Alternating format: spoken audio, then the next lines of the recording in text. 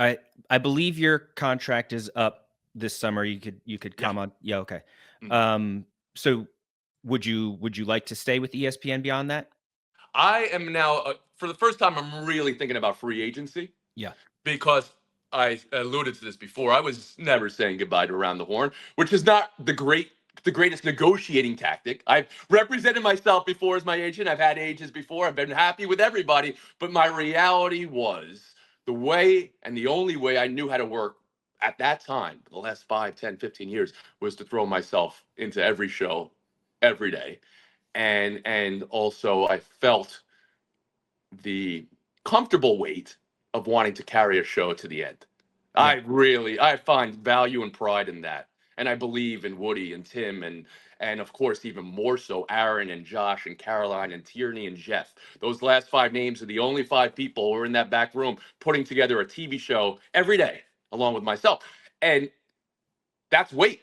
So I'm in a silo and I'm just thinking about that. And I'm also knowing my personality is not the one to be like, we're in a good place, but I'm going to leave you guys and someone else will step in. I wanted to bring it back to port to keep the ridiculous around the horn analogy going. Um, I've got some great ideas for ESPN and for Disney broader. And I'm happy to talk to them about it. And they're happy to hear them. And I'm going to be doing that at some point in the very near future. I'm also at a place now where I've had to work on some muscles of myself, which is to say that I got myself in a little bit of trouble, or maybe awful announcing did with the headline. And this is I'm a talker and I do this. So much of my life in the past has been looking at models in the world, role models, but just like, and who am I in this industry? I'm a host. I'm not an analyst. So now I have to apply myself differently, and I'm comfortable with that. And I just marvel at Ernie Johnson, who's had a career in some ways that is so admirable as a human. Everything we have come to know about him is just admirable, and I love that. I don't know him at all, but I know how he hosts. I know how he likes to host, and how conversational he is, and how he's also been, much like myself, committed to one thing, I think, in a lot of ways for people's eyes.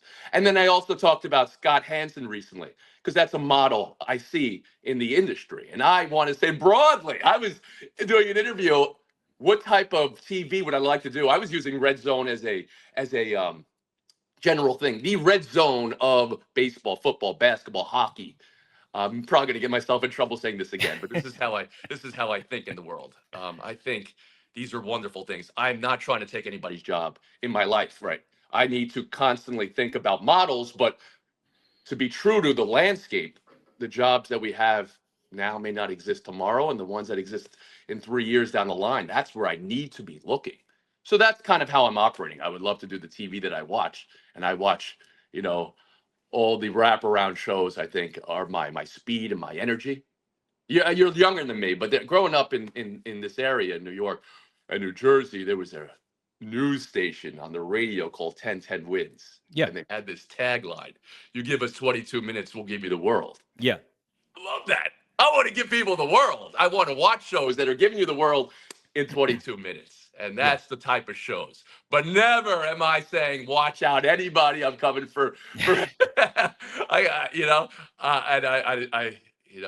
I certainly had to come to grips with how I'll talk about myself and talk about other people, because I know I've been doing this for 23 years.